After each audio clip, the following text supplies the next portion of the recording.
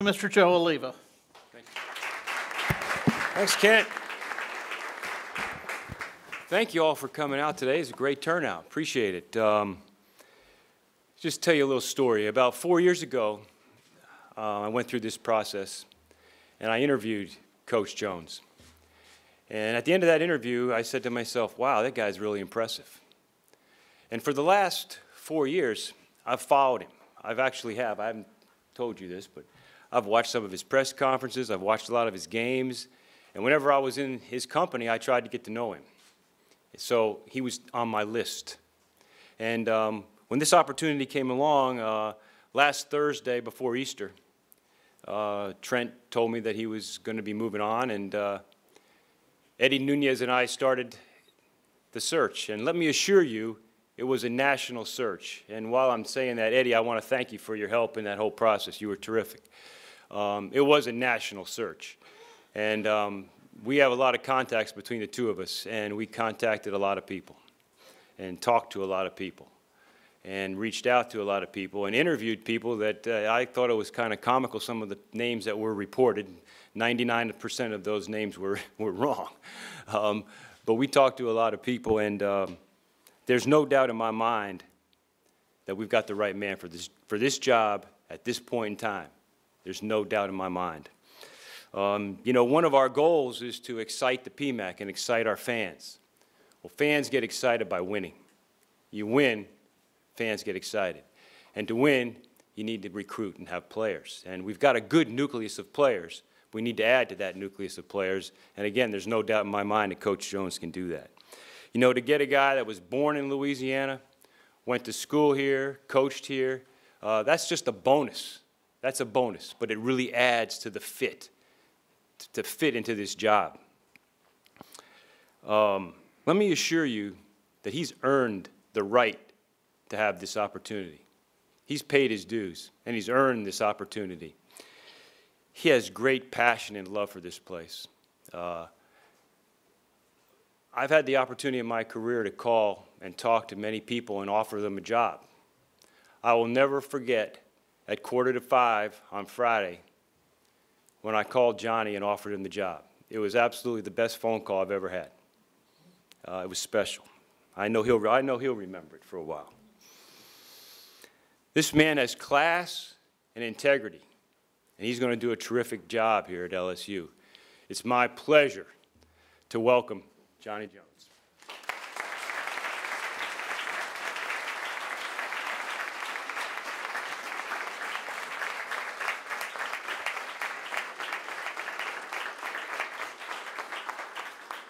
Thank you very much. It's an exciting time for me. And I'd like to first start off, see a lot of familiar faces out there. Chancellor Martin, I've had an opportunity to visit with, and Stanley Jacobs. See you sitting out there, I've gotten to know over the years, and T.J. Moran and Mr. Joe Dean, who've been around for a while and have done a tremendous job, and a lot of familiar faces and a lot of former players. See some of the coaches, Paul Monero, congratulations. He's ranked #1 again in the polls in baseball, so let's give it up for him. That's not easy.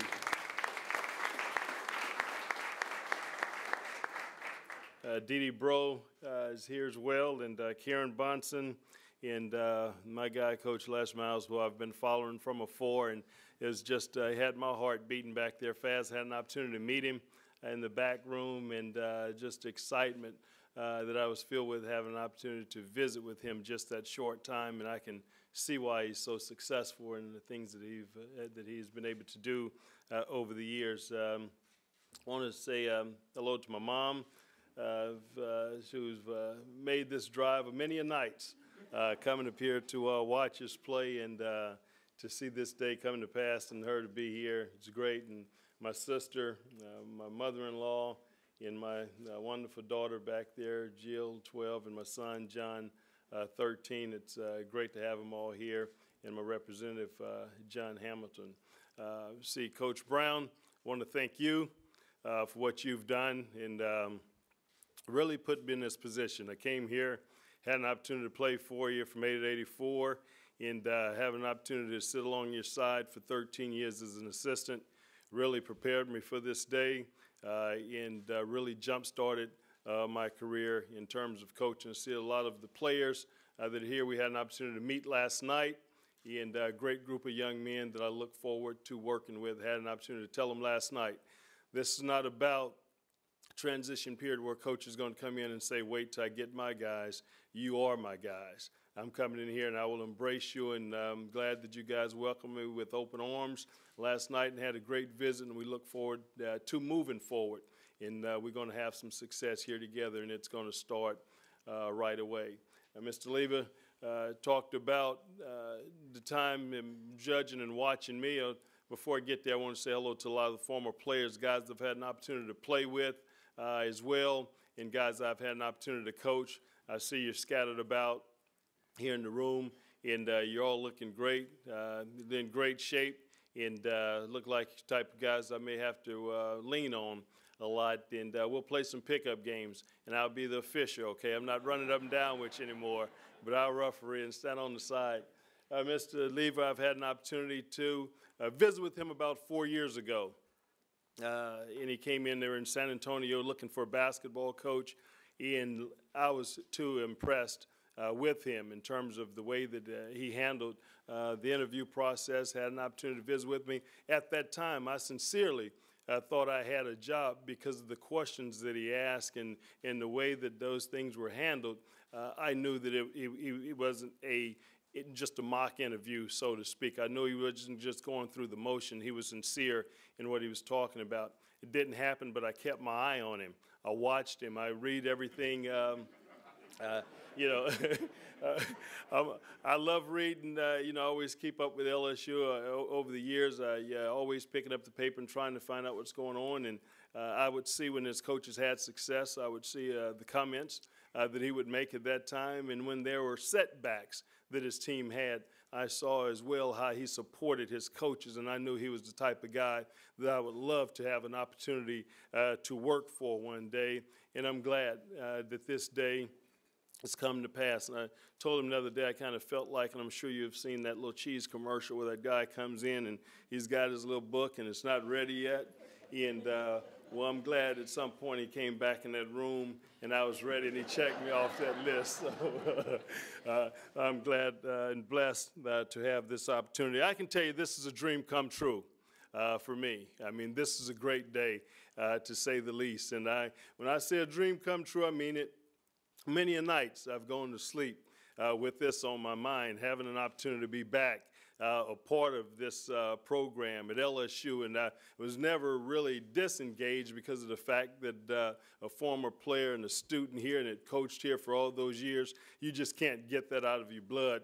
But to have an opportunity to put what I like to call that badge on again where it says LSU, it gets you in places, it gets you out of a lot of other places. So it's a tremendous badge that you have out there, and it's a force to be reckoned with. And I understand what it is to be a part of that LSU family. And I'm home, and I can tell you there is no place like home. And I can't tell you how excited I am to be here and try to bring back that passion and bring back that excitement that LSU basketball had. And when you talk about that excitement that you had in the glory days, I think is what they were referred to so much. And you talk about 1981 and the Rudy Macklin and the Ethan Martin and Greg Cookie, man, and when you look at those names, and I think they can relate to that, and that's what they hang on to when you used to walk over to the Assembly Center, and back then, before they reconfigured that place for some wheelchair accessibility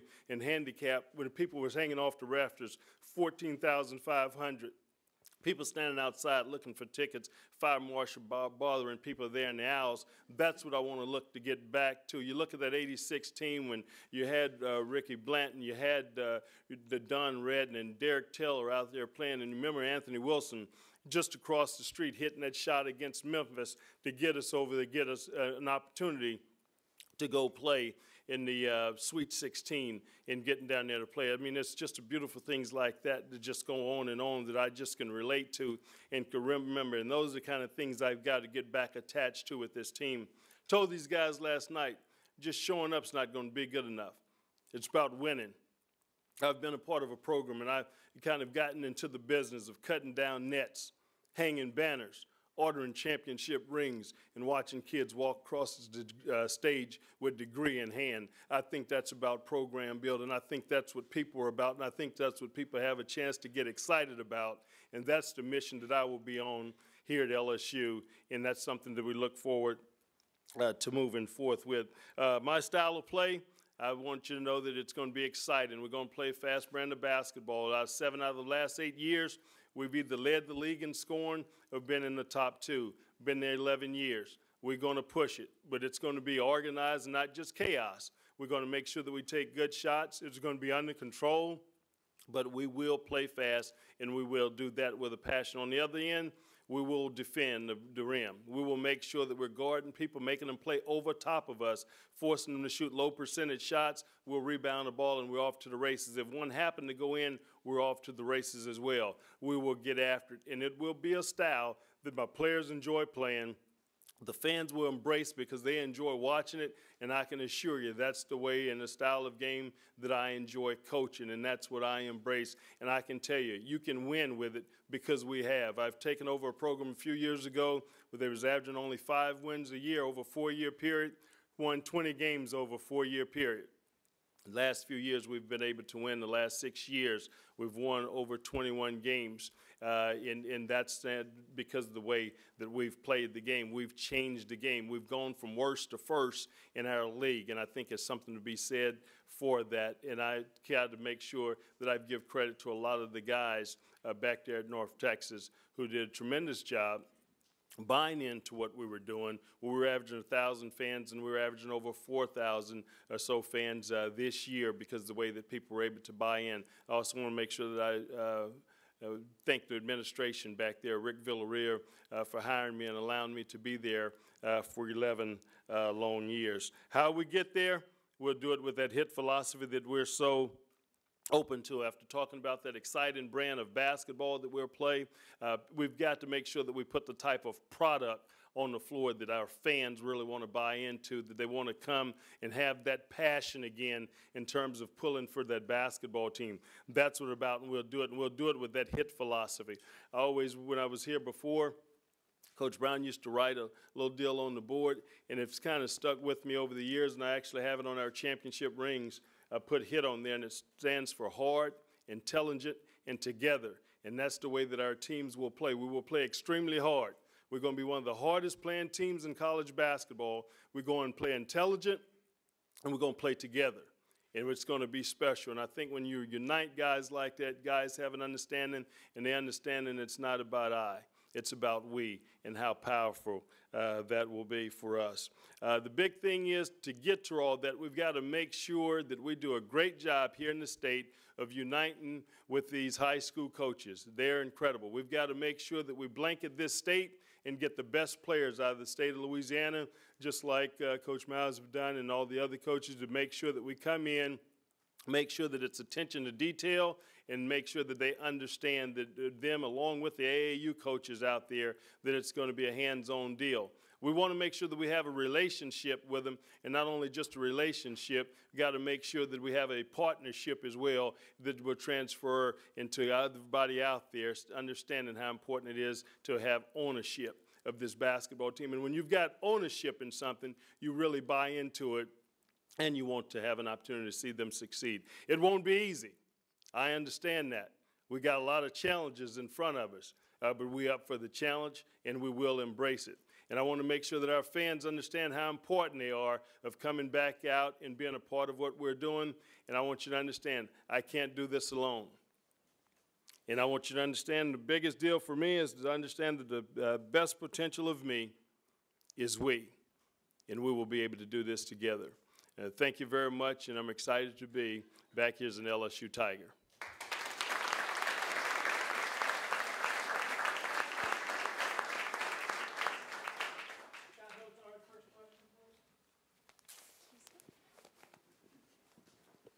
Coach, Joe had mentioned what a great call it was for him to make at 4:45 on Friday.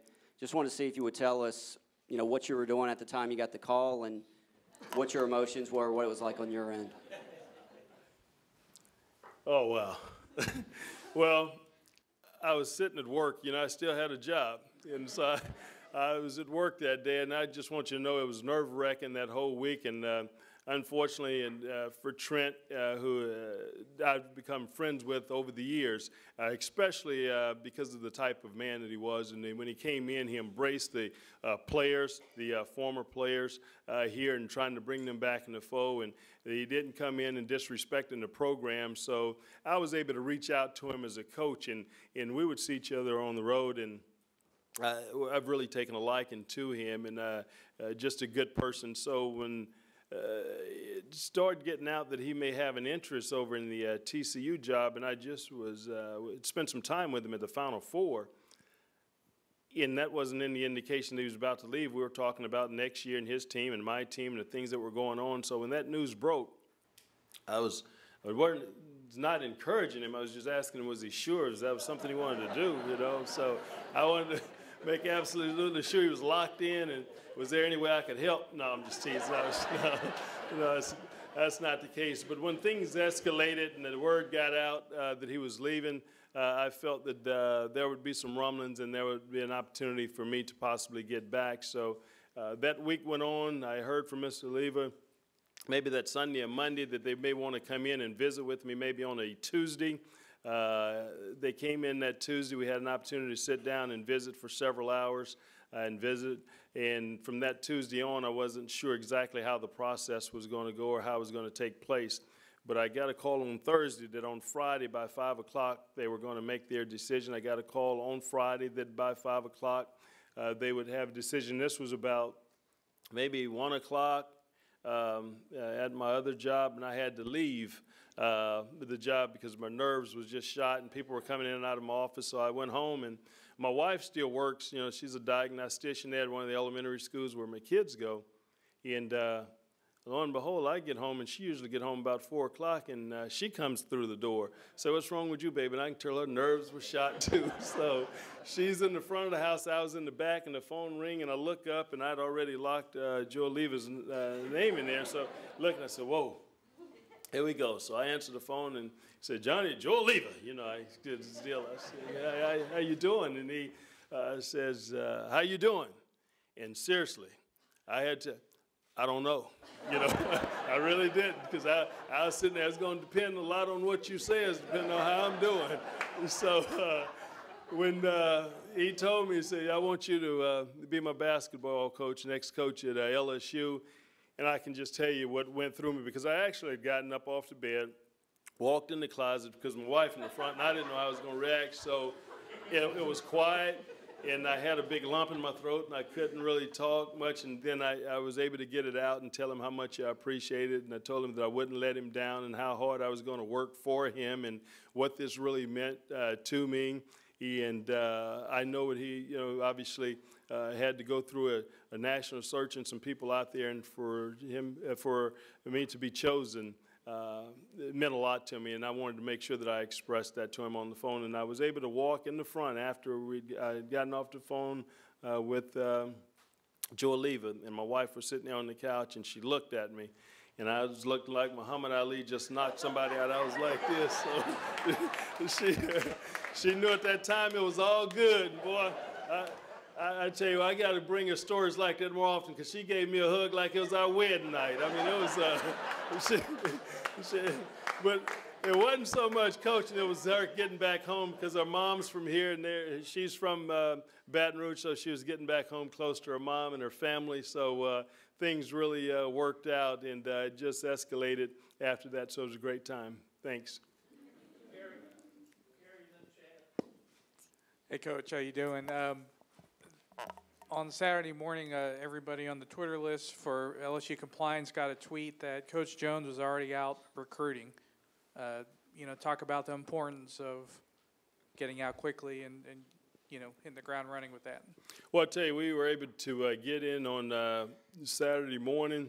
They did a tremendous job. I had to sit down with compliance that morning prior to getting on the road, and they wanted to make sure they laid out all the groundwork, gave me the information that they'd already gathered from the other coaches been on the road, Coach Johnson and his group, how many contacts they've had, what they had left, the people that we could touch, phone calls and those things. So I had to make sure that we were up to speed on that. And I hit the road had an opportunity to go visit with some kids out there, and went down and spent some time with Malik Morgan, who they'd signed before, just make sure that we had some hands-on, and wanted to get out there and make sure that we had an opportunity to touch him.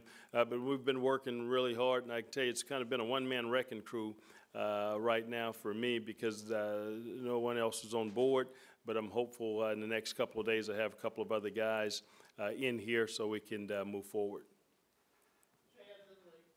Hey, Coach, you mentioned the success of the football program and the baseball program.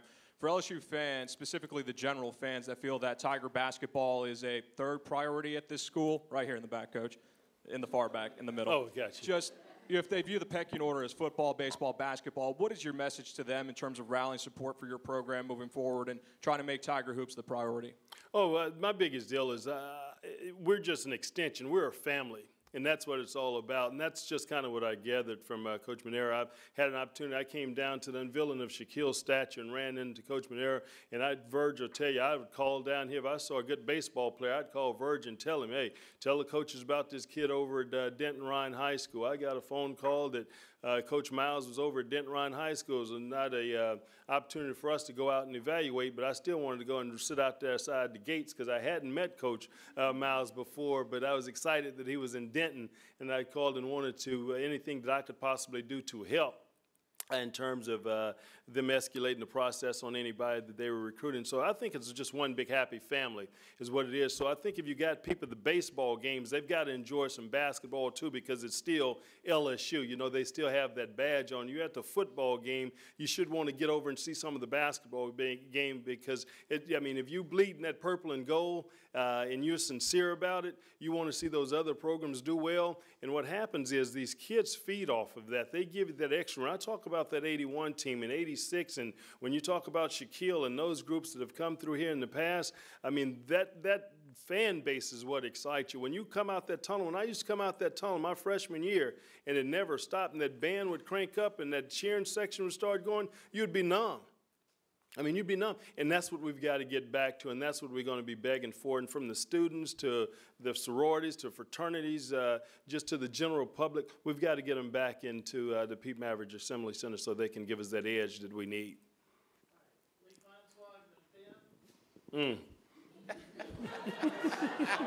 Next. No. You can run, but you can't hide. It all comes full circle for both of us. You alluded to a staff. Anybody coming with you from North Texas? Any players going to come with you from North Texas? And who you going to hire here? Any names you can tell us? Come on, Johnny, what you got? Well, I can tell you, I don't want to throw out any names. I think at least we'll be bringing a couple of guys with me from a previous staff. I'm not sure exactly what position they will hold. At the same time, I will be trying to help other guys to get the job that I'm leaving. The team that I'm leaving, they're preseason ranked in CBS in top 25 poll. We got a young basketball team. They're returning. You have one incredible player, and some incredible players there. And Tony Mitchell, I think of you speak of, who possibly a lottery pick for next year, is going to keep his name. He's going to stay in school an additional year, so that he's been projected to maybe be a top 10 pick the following year. But that's what we're going to do, and we're going to move pretty quick here in trying to assemble a staff because we've got to get on the road. But I want to make sure I do the right thing, and it's the right people. This is a championship program. This is the way that I will handle it. I want to make sure that I put a championship staff together because I want to give those guys an opportunity to have the most success that they can possibly have. And this is not one of those deals where it's an upstart and you're giving out a chance. So I've got to make sure that we have some guys that have been through the trenches, understand what it is, ready to roll up their sleeve, and understand what this place is about, and we're going to go to work and make sure that we get it done. By the way, I saw a guy sitting next on the plane not too long ago. He used to date your sister, grew up with you, and I actually gave him Coach Brown's number to call and get in touch with you, Lee. So you too. And that was coming from the Final Four, man. Wow, you're everywhere. Hey, Coach, right here, I see you have some of your players here. You mentioned you met with them last night. Do you anticipate that all the returners will be back, and what's the timeline for them making that decision? I'm hopeful, that will happen. I thought we had a great and productive meeting. Enjoyed visiting with him. We were visiting for about an hour.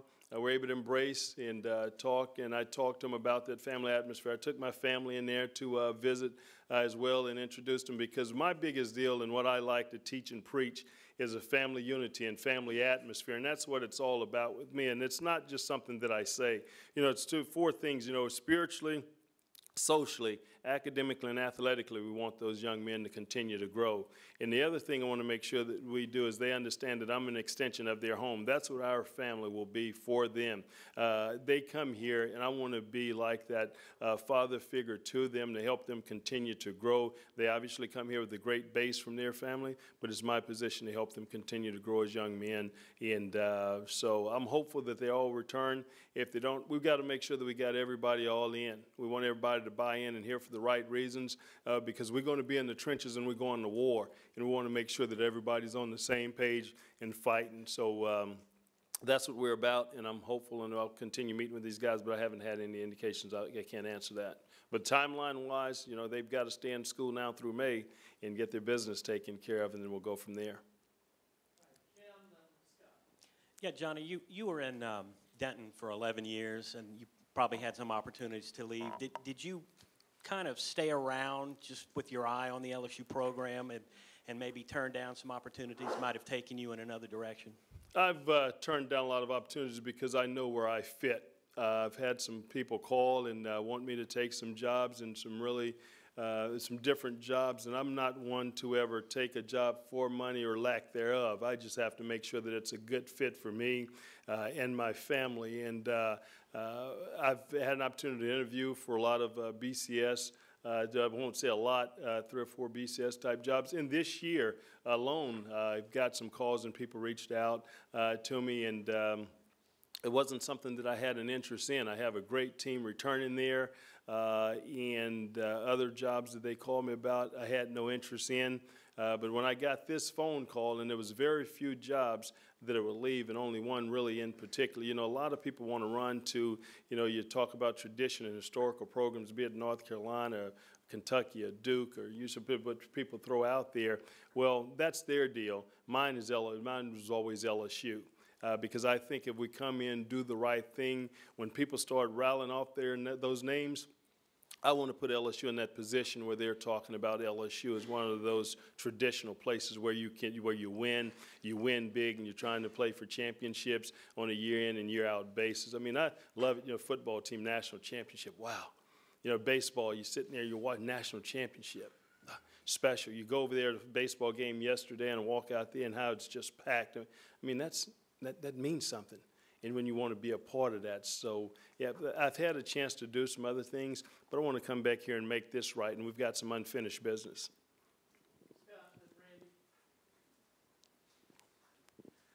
Now, Johnny, going back to 4 years ago when you talked to Joe about the job then, and what was your feelings like then? Did you worry that maybe you'd never get that chance again, because you don't know how things are going to work out with another coach? They might be here a long time. What were your thoughts then, and did you ever think that this day at that point might come again? Wasn't sure. I just knew at that time when I had that interview, I left out of there somewhat excited because I felt like we connected. I thought something was there, and again, I felt that I knew what he was about, the way that he came across.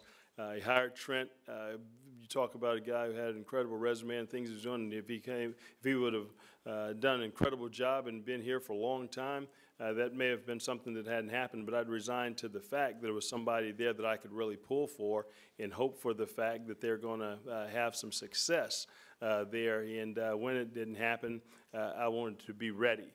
And my mission was to make sure that I continued to do everything that I could to make the program that I was a part of as successful as they possibly could be. And Denton would become home for me. My kids are 13 and 12. We were there for 11 years. That's home for them, and we were calling Denton home in a sense, and I wasn't sure if I would ever leave there. Coach Brown was here for some 25 years. I thought I was going to pull a Dee Bro. She's been here 35 years. I thought I'd be at North Texas for 35 years and getting the program going, and to have them in the top 25 in the preseason or whatever is something we've really been striving for. we're just right there on the brink of doing something special after going to a couple of NCAA tournaments. So it wasn't that I was horning in on somebody, because the last thing I wanted, and I can tell you this, is someone to lose their job. I'm a basketball coach. I want to see guys succeed, push for him, and was pulling for Coach Johnson. And if he had chosen to take a job with the Lakers or somewhere, I'd have been really excited and getting back in that way, because in the way that he got out, he wound up taking a job there at TCU. And if that's the way that you wanted it to happen, yes, I was excited about that. So when that time came, I was excited. Hey, Johnny. Hey, Randy. You're always going to be known as Dale's assistant coach, Dale's player, but the last 15 years, how have you evolved into Johnny Jones, the coach, separate from Coach Brown? Well, unfortunately for me, the people at Denton really didn't connect with the 81 and 86 team. You know, they weren't as fired up or excited about me talking about those teams as, you know, being here at LSU. So I had an opportunity to go out there and grow and be my own man. I think in 1997, I sit upstairs in Joe Dean's office, and we sit there and talked about this job and what the possibilities were. And shortly after that, he was able to make a hire, and I was able to move on. I wind up going to the University of Memphis, and was there for, 3 years or something. So when you put yourself in those kind of positions. Give me your question again. I'm sorry, I lost train of thought.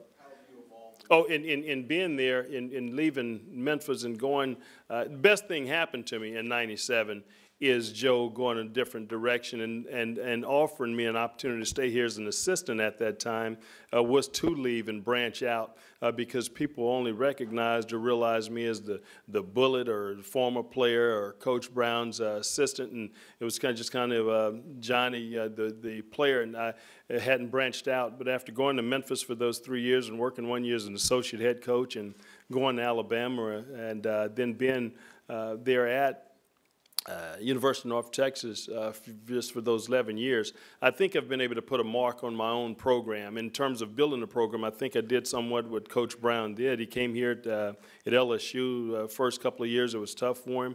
They hadn't had a winning season at North Texas, I think, since '93. And in 2001, we had a winning season my first year there. They'd come off a 4-game winning season. We wind up winning 16 games that year.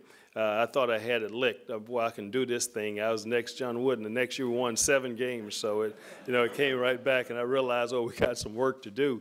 But I think my body of work and what I've been able to do over the years in terms of recruiting, running my program, the games that we've won, participating in the NCAA tournament, cutting down nets, I think I've put my own mark out there. And my thing here is hopefully to come back and put my own stamp on the LSU basketball program. I can't come in here and redo the things that Coach Brown did. I will always take some of the things that I cherish that he taught me and keep those in the back of my mind. But when you're talking about running a program, you have to make sure that you're doing things your way, and you have to have a strong and understanding and a belief that you can win doing it your way, and I've been able to do that, and definitely can't change from that. So that's been great for me to have an opportunity to move away and then come back after many, many years. So I think that's that separation that you have an opportunity to embrace. Take a couple more questions before we wrap it up. Scooter, and then John will wrap it up. Johnny, back to Dale. Playing and coaching under him, what did it teach you about what happens on the court, that there is a certain amount of promotion, particularly here at a big football school? Well, I tell you, the big thing was riding around with him and driving and going to different events and functions with him. And I know what Coach Brown had gone through in building the program. And living in Louisiana and having an opportunity to witness it, and they have an Inside LSU basketball show, you had a chance to see that. The biggest thing I gained from Coach Brown was how important it was making sure that your players understood how much you cared about them. And I think these guys understand, and I think I told them last night, they don't care how much you know until they know how much you care. We knew that he cared about us when we played. I think when I was coaching with him, he understood how important it was to have relationships with this team and to get those guys to play hard. The thing that he did so much that I can appreciate as a basketball coach is that he simplified things. He talks so often about John Wooden and his time that he'd spend with him is simplifying and not trying to complicate things, and we've been able to do that, and I do a lot of that with our program as well. We run a little different style offense in terms of what we do. I'm not as freakish as this freak defense. You know, we don't get to do as much as that, but we kind of pull off of a little bit of it, and but the things I've learned have helped me to excel as a basketball coach. Coach, you came here a couple of years ago with your North Texas team and days in the Deaf Dome and 14,000 people. Did it kind of hurt your heart a little bit to look up in the stands and see it not that way at all and just kind of say, hey, this is not the way it's supposed to be? Absolutely, and I can tell you just quite often I was, you know, walk out there and you come into an arena of that magnitude in what you're used to, because that was the first game I'd had an opportunity to come back to. They'd always have these Final Four reunions, and I'd have to watch it on TV, their game at noon, and I'm playing at night because in just the crowd, they just hadn't been there over the years. And when I came back in, you know, I was Collis Temple sitting back there, I had a chance to visit with him and just looking around, and I was amazed in watching this year. They playing Marquette, top 25 team, and you know, usually when we were playing a top 25 team or team ranked, we didn't wait for Kentucky to get in here. We sold tickets, and the other folks had to stand outside. They couldn't get tickets. So that, in a sense, it used to bother me, and it was anything, you know, I'm sure that they control. But that's one of the things that I want to get back to and try to change. I want to make sure that we've got some folks in the seats, or at least buying the tickets, supposed to sit in those seats. But we want to make sure that we play the style of ball to keep them on their feet and sitting in there cheering. But we want to be rocking that place like it used to be with those front row lunatics in that student section when they're in there cutting up. All right, that's going to conclude the formal part of the press conference. I know a lot of you want to talk to Johnny. If you could just give the media guys a few minutes up here with him for one-on-ones and all, and then I'm sure you'll have plenty of time to visit with him. Thank you all for being here. Some of the players that do not have to go to class or appointments are here as well, and you may talk to them.